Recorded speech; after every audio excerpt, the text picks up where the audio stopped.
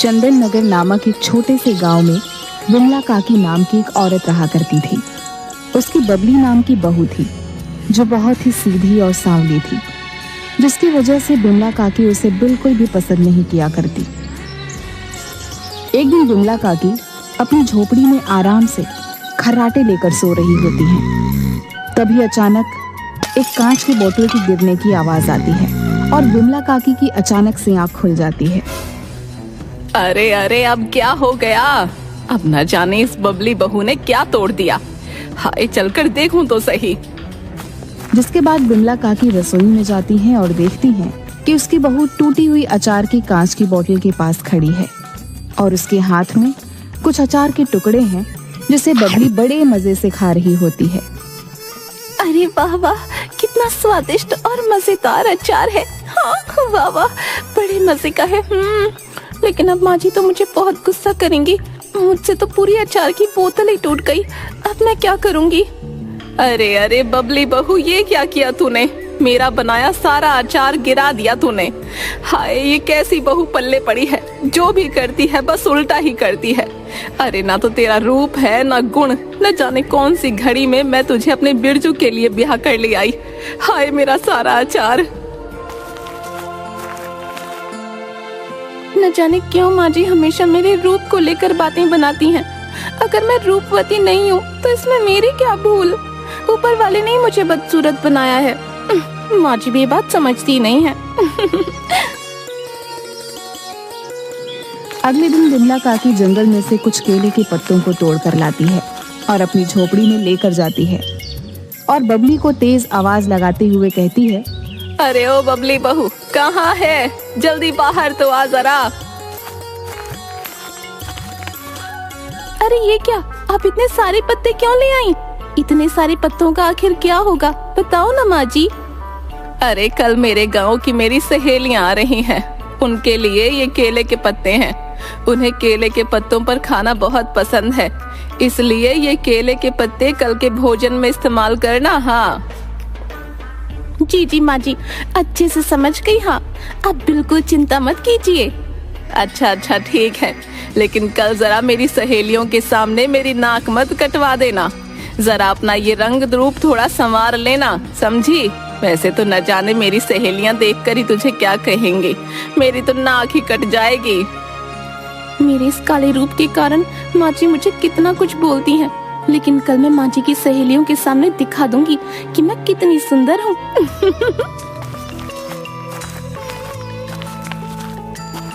अरे अरे, आओ आओ, आ गई तुम दोनों। मैं कब से तुम्हारा इंतजार कर रही थी। अरे आंखें तरस गई तुम्हें देखने के लिए, मेरी प्यारी सहेली। अरे हाँ हाँ विमला काकी, हमारा भी तुमसे मिलने का बहुत मन था, और फिर तेरी बहू से भी तो मिलना है। हाँ हाँ, बिल्कुल सही बोल रही हो। आज तो हम विमला काकी की बहू के हाथ का ही भोजन खाएंगे। हाँ अरे हाँ हाँ, क्यों नहीं मेरी प्यारी सहेलियों, इतनी जल्दी क्या है, मिल लेना मेरी बहू से। आओ जरा हम थोड़ी बातें तो कर लें। अरे हाँ हाँ, क्यों नहीं विमला काकी, आखिर हम चारों सहेलियां इतने दिनों बाद जो मिल रही हैं, पर आज तो खूब बातें होंगी। हाँ अरे अरे, लगता है माँ जी की सहेलियां आ गई हैं। मुझे उनके सामने सच संवर कर और बंधन कर जाना होगा, लेकिन मेरा ये काला रंग मैं इसे कैसे छुपाऊं? अरे हाँ, मिल गया मुझे हल।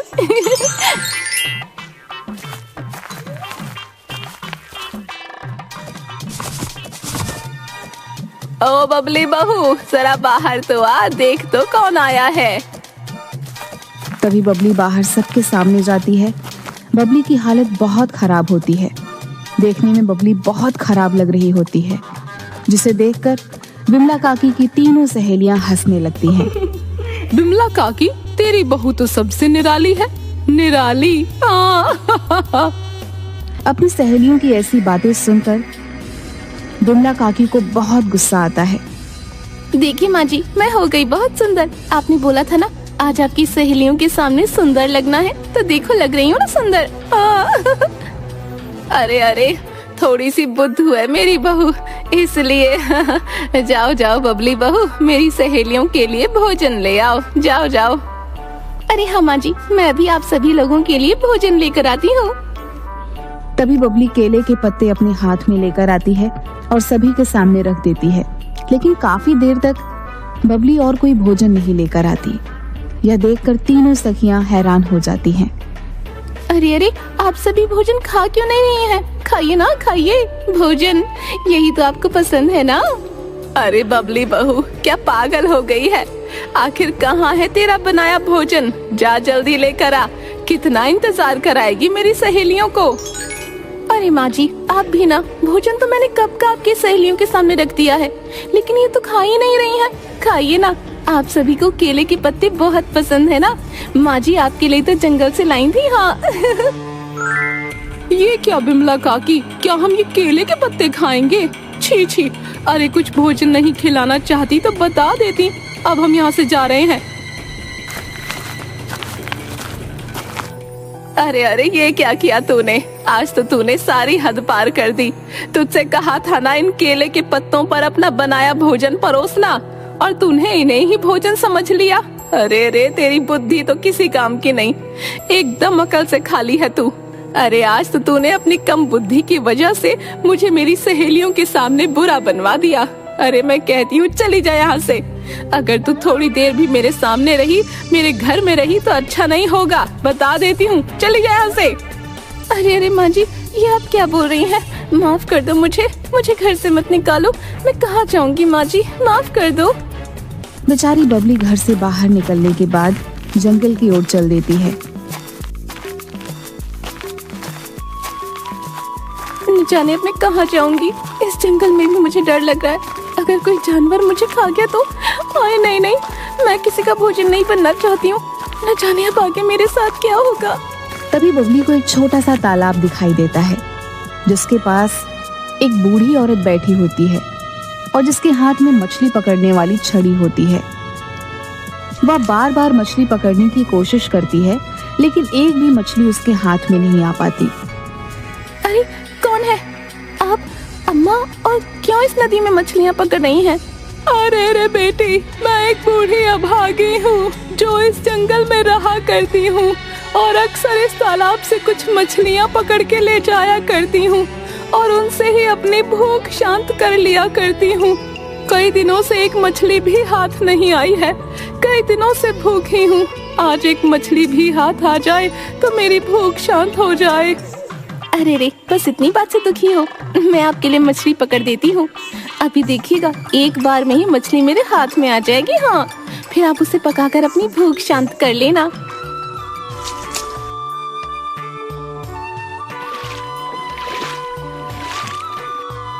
अरे अरे, ये देखिए माँ जी, मैंने कहा था ना, देखिए कितनी सारी मछलियाँ हैं। देखिए देखिए। अरे वाह वाह बेटी, ये तो सच में कितनी सारी मछलियाँ हैं। तेरा बहुत बहुत धन्यवाद बेटी, इस बूढ़ी की मदद करने के लिए।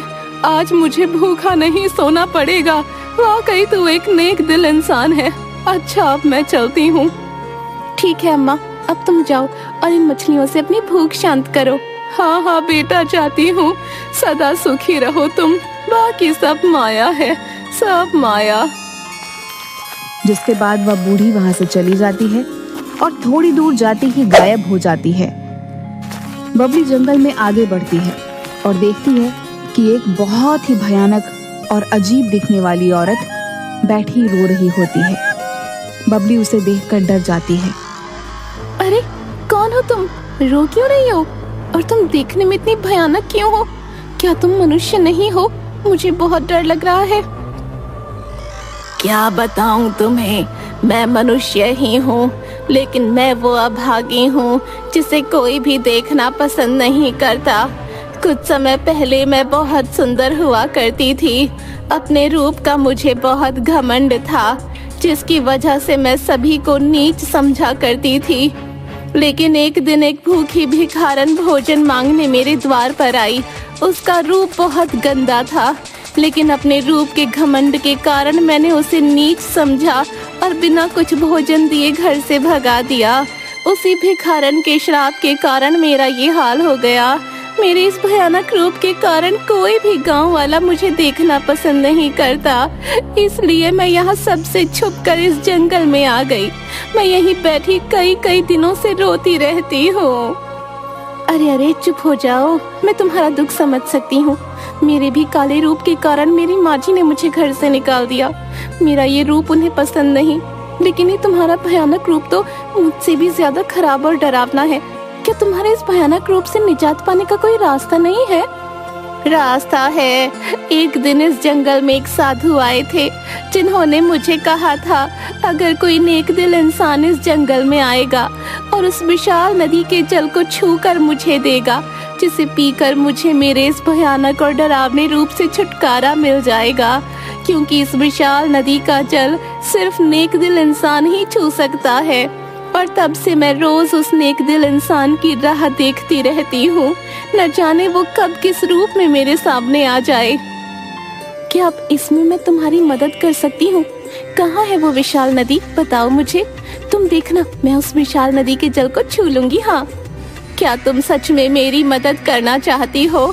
लेकिन उस नदी का जल वही इंसान छू सकता है जो नेक दिल हो।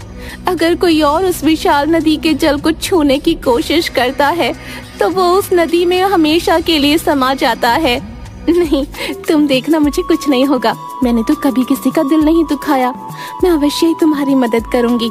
अगर उस विशाल नदी के जल से तुम्हें तुम्हारे भयानक रूप से छुटकारा मिल सकता है तो चलो मेरे साथ उस विशाल नदी के पास, मैं करूंगी तुम्हारी मदद। यही वो विशाल नदी है। तुम अगर इस नदी के जल को छू पाओ तो ही पता चल पाएगा कि तुम एक नेक दिल इंसान हो या नहीं। इसके बाद ही तुम मेरी मदद कर पाओगी, वरना हमेशा के लिए इस विशाल नदी में समा जाओगी। बबली अपना सर हाँ में हिलाती है और जैसे ही नदी के जल में हाथ डालती है तो बबली के हाथ पर खूब सारी तितलियां आकर बैठ जाती हैं, लेकिन बबली को कुछ नहीं होता। जिसके बाद बबली अपने हाथों में वह नदी का पानी लेती है और अपने हाथों से भयानक औरत को पिला देती है। उसके ऐसा करते ही भयानक औरत का भयानक और डरावना रूप चला जाता है और वह एक साधारण रूप में आ जाती है। अरे वाह, देखो मैं फिर से अपने रूप में आ गई हूँ। अब कोई मुझसे नहीं डरेगा। तुम्हारा बहुत बहुत धन्यवाद। तुम वाकई एक नेक दिल इंसान हो। आज तुम्हारी वजह से मुझे मेरे भयानक और डरावने रूप से छुटकारा मिल सका। अरे, तुम अपने पहले वाले रूप में आ गई, मेरे लिए तो इतना ही काफी है। तुम्हारा वो भयानक और डरावना रूप तो मुझसे भी देखा नहीं जा रहा था, लेकिन अब सब ठीक हो गया है। अब तुम अपने घर जा सकती हो। तुम्हें कोई काम वाला कुछ नहीं बोल पाएगा। हाँ,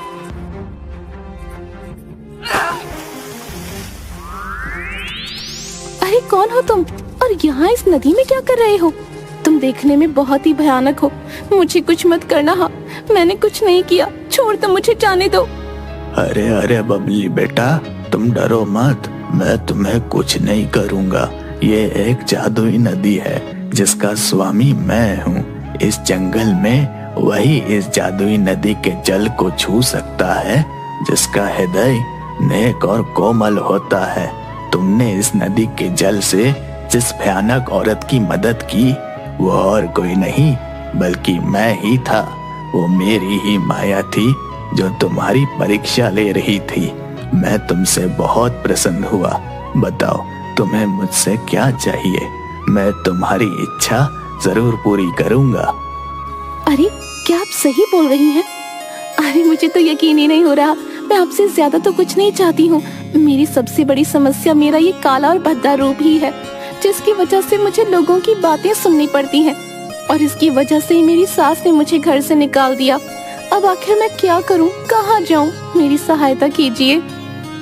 ओह अच्छा, तो ये बात है। ठीक है बबली, तुम रुको जरा, तुम्हारी ये परेशानी अभी हल किए देता हूँ बेटी।